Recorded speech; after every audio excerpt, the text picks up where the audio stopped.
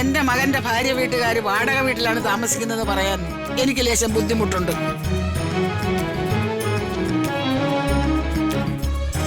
ഈ തള്ള ഇവരെ കയ്യിൽ നിന്ന് വാങ്ങിച്ചു കൂട്ടും. ആ കൊച്ചമ്മണിയുടെ വലിയ കൊട്ടാരത്തില് ഞാൻ ഒരിക്കൽ വന്നതാ. 10 മിനിറ്റേ ഇരുന്നുള്ളൂ. ഉറുമ്പ് കഴിച്ചെന്നെ ഊപ്പാട് കടത്തി.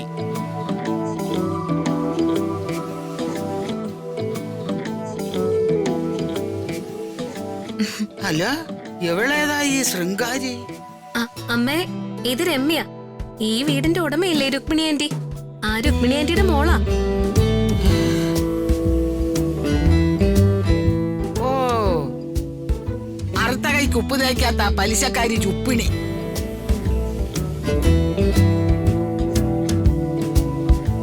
ഓപ്പറേഷൻ കുബേര കാലത്ത് ഇവളുടെ അപ്പൻ ആ മരങ്ങോടനെ പോലീസുകാരെടുത്തിട്ട് മെതിച്ചതല്ലേ? എനിക്കറിയാം. ദേ, എന്റെ അച്ഛനും അമ്മയും ആവശ്യമില്ലാത്ത പറഞ്ഞോണ്ടല്ലോ. പറഞ്ഞാ നീ എന്ത് ചെയ്യോടി? എന്ത് ചെയ്യോന്ന്?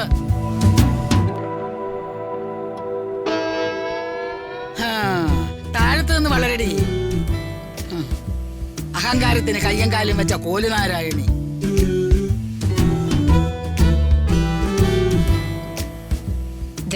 എന്റെ സ്വഭാവം മാറുന്നുണ്ട്. നിങ്ങൾ ആരെങ്കിലും ചാടിക്കടിക്കാൻ? എന്നെ നിനക്കറിയില്ല.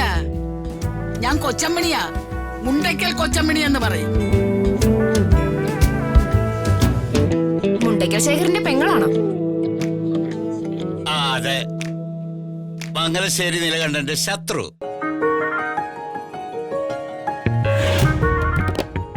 നിന്നെ ഞാൻ ശരിയാക്കി തരാം. അമ്മേ, രമ്യ നമുക്ക് വേണ്ടപ്പെട്ടവളാ. അതെ അമ്മേ, വലിയ പരോപകാരിയാ. ആണോ? ആ, എന്നാലും നേരാമണ്ണം വളർന്ന ലക്ഷണം ഇല്ലല്ലോ.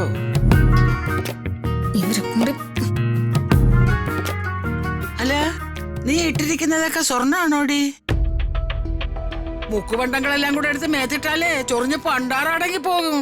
എനിക്കേ മുക്കുകൊണ്ട് വിടേണ്ട ആവശ്യമൊന്നുമില്ല.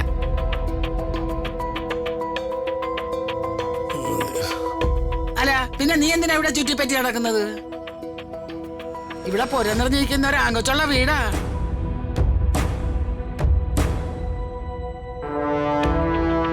ഈ നിപ്പത്ര ശരിയല്ലല്ലോ. ഇറച്ചിക്കടയുടെ വാതില് പട്ടി നിൽക്കുന്നത് പോലെ.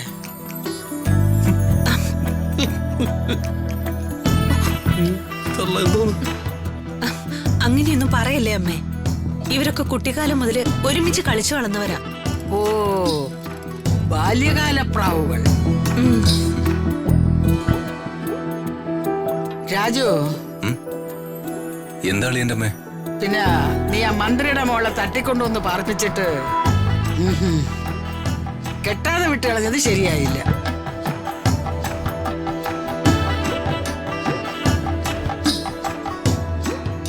എടാ, നീ ഇത്രയ്ക്ക് മണ്ടനാണോ? ഞാൻ കേട്ടിടത്തോളം ആ പെങ്കൊച്ചു ഭൂലോക സുന്ദരിയാ.